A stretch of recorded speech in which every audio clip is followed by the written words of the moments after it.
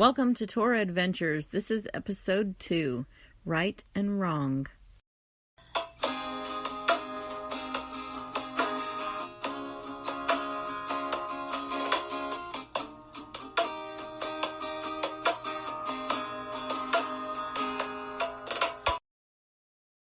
Each year, Ezra and other homeschooled children in the community were tested at the Central Library to determine if they were ready to go on to the next grade.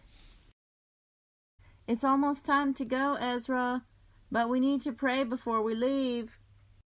Okay, I'm coming, called Ezra from the bathroom as he finished brushing his teeth. How are you feeling about the test? Asked his mom as he came into the kitchen. I'm excited but kind of nervous. Well, let's ask Yehovah for shalom shalom as you take the test. That means perfect peace, right, Mom? Yes, she said as they got on their knees and brought their request before their Heavenly Father.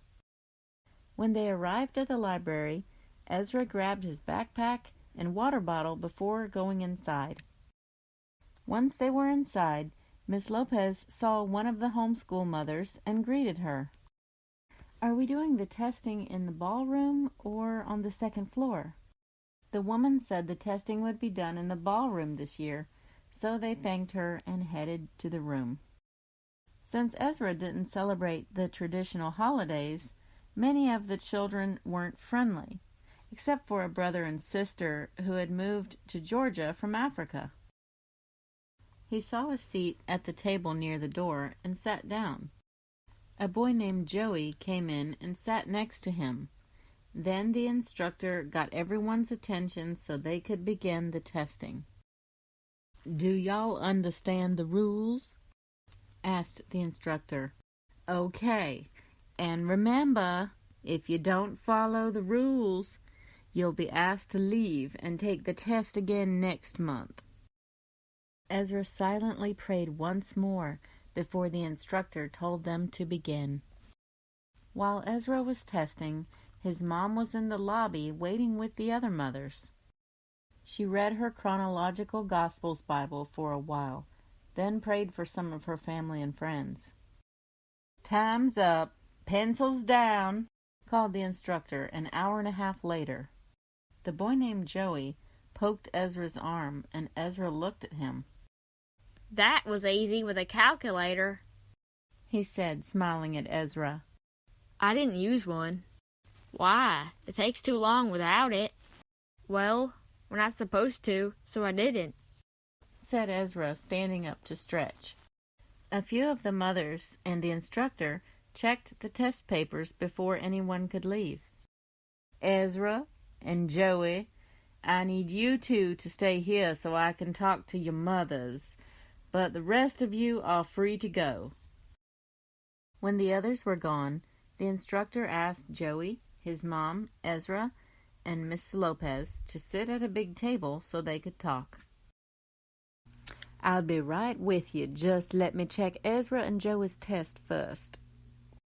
Joey and Ezra were the only ones taking the 6th grade test. That's why they were the last ones to be graded. All right, Ezra, you missed 1 in math, 2 in spelling, and 1 in reading comprehension. Joey, you didn't follow directions on the math portion, the instructor said, putting down her pen and looking at Joey. You were told to work your math problems out on the test sheet so I could see how you got your answer, but you didn't. Joey's mother looked embarrassed and asked him why he didn't do what he was told. I just wanted to get finished faster. I was afraid I wouldn't have enough time, he said as his face turned red.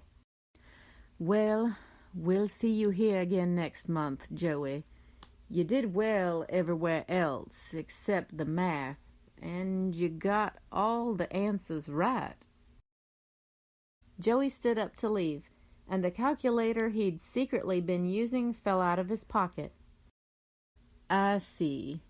You were also told not to use a calculator either, said the instructor in a stern voice. Ezra and his mom left the room, and Ezra wanted to go to the bathroom before they left. As he washed his hands, Joey stormed into the bathroom and saw him at the sink. Ezra felt bad that they had witnessed Joey's embarrassing situation, but he didn't know what to say. "I guess you think you're better than me, don't you, Bible boy?" said Joey, coming to stand beside him. "No, I'm not better than anyone. You got a few wrong answers, and I didn't. I just did my best," said Ezra, slowly backing toward the bathroom door. "If you had used a calculator too, you'd have gotten more answers right. I'm not going to disobey just to get a better grade, Joey.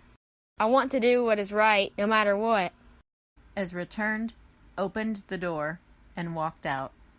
After they'd left the library, they went to get groceries and took some food to Ezra's grandfather across town.